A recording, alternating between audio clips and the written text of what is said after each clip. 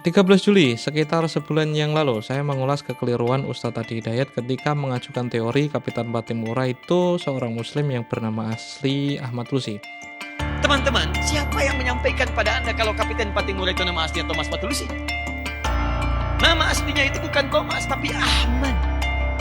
Ahmad Lusi, seorang kiai, punya pesantren, seorang yang terdepan membela negara, sampai dikatakan sebagai pejuang dan mendapatkan gelar pahlawan nasional. Pesan yang ingin saya sampaikan pada video itu cuma satu. Ustadz Adi Hidayat memakai sumber yang tidak bisa diandalkan. Oleh karenanya, saya berharap Anda semua tidak terkelabui dengan teori usulannya yang belum bisa dipercaya. Akhirnya, tidak sedikit yang mencemooh saya. Ya, Anda tidak salah dengar, yang dicemooh itu saya, bukannya kritikan saya. Pertanyaannya, kenapa sulit sekali meragukan teori Ustadz Adi Hidayat? Ternyata banyak orang yang mendukung Ustadz Adi Hidayat dan sangat mempercayai omongannya tanpa mendengar alasan dan penjelasan dari saya. Nah, dengan kekeliruan yang hampir sama, yaitu Ustadz Adi Hidayat memakai sumber yang tidak bisa diandalkan, saya ingin mengkritik beliau untuk kali kedua. Kali ini tentang rumah proklamasi di Jalan Pegangsaan Timur nomor 56. Tapi saya mohon untuk kritik saya kali ini tolong disimak dengan lebih tenang, ditonton dengan kepala dingin dan hati yang sedikit legowo. Jalan Pegangsaan Timur nomor 56. Rumah siapa nomor 56 itu? Ternyata itu rumah seorang pengusaha Muslim keturunan Yaman yang sangat cinta dengan negara kesatuan Republik Indonesia ini. Beliau mewakafkan rumahnya untuk kemerdekaan bangsa Indonesia. Namanya Syekh Faraj bin Marta. Sejarah itu kan peristiwa masa lalu yang bisa kita lacak peristiwanya. Apalagi proklamasi 1945 itu kan peristiwa spesifik yang banyak sekali para peneliti itu mencatatnya. Seharusnya andai benar ada tokoh yang dilupakan sejarah, pasti ada ingatan-ingatan tercecer yang mudah kita kuak dengan mengomparasikannya dengan bukti-bukti yang sangat banyak di kisaran tahun 1945 di Jakarta sehingga bisa dikonfirmasi peran dan eksistensinya. Persahabatan Faraj Marta dengan Soekarno tidak bisa dimungkiri. Buktinya kan ada pada surat terima kasih yang ditandatangani oleh Soekarno pada tahun 1953. Soekarno berterima kasih atas kiriman madu yang menurutnya menopang kesehatannya melawan beri-beri yang ia derita. Peran Faraj Marta sewaktu membantu Republik Indonesia dalam membeli rumah proklamasi di Jalan Pegangsaan Timur nomor 56 juga tidak bisa begitu saja tidak diajukan. Buktinya kan ada pada surat Kementerian Pekerjaan Umum dan Perhubungan yang pada tahun 1950. Surat itu berisi pernyataan penghargaan atas bantuannya kepada pemerintah Republik Indonesia yang membeli beberapa bangunan. Salah satunya ialah rumah di Jalan Pegangsaan Timur nomor 56. Dua berkas yang bersejarah ini menurut pelacakan saya diunggah secara daring kali pertama oleh Abdullah Batarfi dan Mansur Al-Katiri pada tahun 2015 di situs arabindonesia.com yang diperoleh dari ahli waris yaitu Khalid Marta.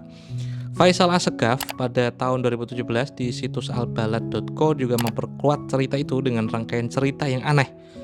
Mirip seperti Ustadz Adi Hidayat sampaikanlah. Tebakan saya begini, barangkali Ustadz Adi Hidayat itu merangkai cerita peran Faraj Marta dalam sejarah proklamasi Indonesia itu dari sini.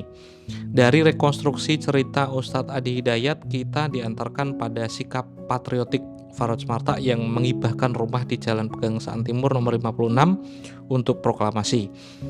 Bahkan 4 jam sebelum pembacaan proklamasi, Soekarno itu meminum madu dari Yaman kiriman Faraj Marta yang membuatnya bugar keesokan harinya.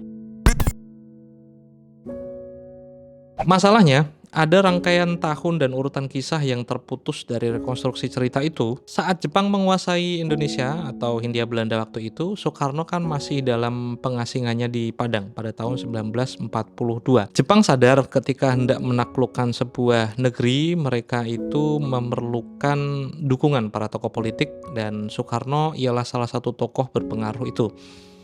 Maka upaya menggait Soekarno akhirnya mengantarkan Jepang pada pilihan memulangkan si Bung ke tanah Jawa. Selama 4 hari, rombongan Soekarno itu mengarungi laut dari Palembang ke Pelabuhan Pasar Ikan, menaiki kapal bermotor berukuran 8 meter. Berbagai saksi dan buku memastikan Soekarno, yang waktu itu istrinya itu Bu Inggit, tidak langsung menempati Jalan Pegangsaan Timur nomor 56. Mereka tinggal di rumah relatif besar bertingkat 2 di wilayah elit Menteng, Oranye Boulevard, dan menurut kesaksian Inggit, Soekarno tidak menyukai rumah itu. Suamiku tidak suka naik turun tangga di rumah. Ia lebih suka tinggal di rumah yang lebar dengan halaman yang luas. Khairil Basri lah yang bernegosiasi dengan Mevrouw Veith, seorang istri advokat Belanda, pemilik rumah di Jalan Pegangsaan Timur nomor 56 yang kala itu diinternir oleh Jepang.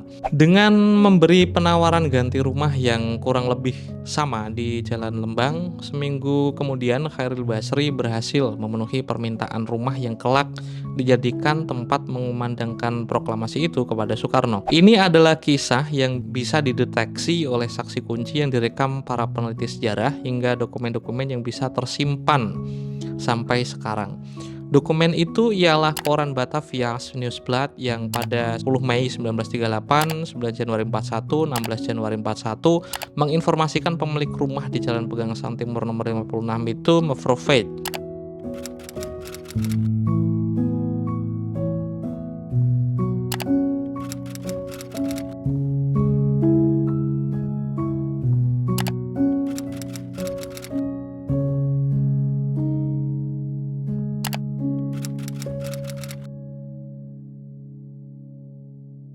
Lantas Faros Marta menghibahkan apa di tahun Soekarno mendapatkan rumah di Jalan Pegangsaan Timur 56 pada tahun 42 dari pemilik bule perempuan bernama Mevrouw Veith? Sulit sekali mendeteksi hal yang sebenarnya tidak ada, kan?